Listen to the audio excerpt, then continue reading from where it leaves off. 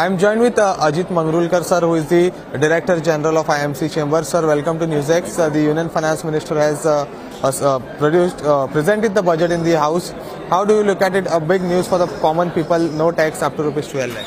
No, it's a very, very progressive budget, and in my pre-budget talks also I had said that this budget we should expect some major announcements, and for the first time in the 8 budgets that FMS presented, there's something very big for the common man, and that is just one aspect of it.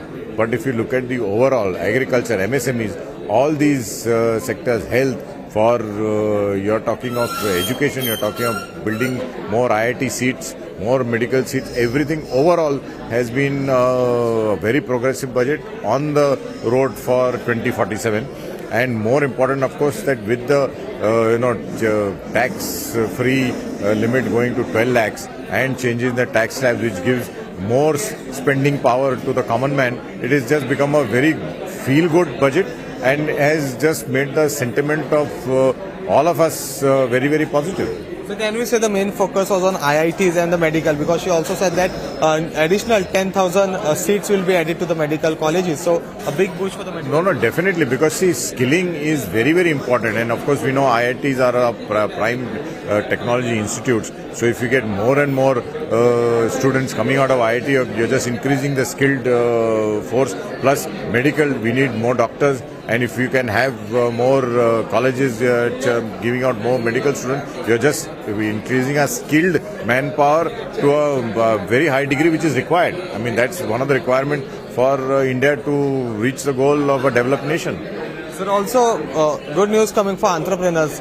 Fund of funds for startups also she spoke about, where she also said new scheme where 5 lakh women, especially from the scheduled caste and scheduled tribes, for first time entrepreneurs. So major boost for women entrepreneurs. Yeah, very much. In fact, there's major boost for women entrepreneurs. There's a major boost for MSMEs per se, startups, and also setting up of 3 AI centers with agriculture also being a focus. So, I mean, all aspects of development, all aspects of progressive budget have been addressed over here. So, I think that there is this budget has something for everybody.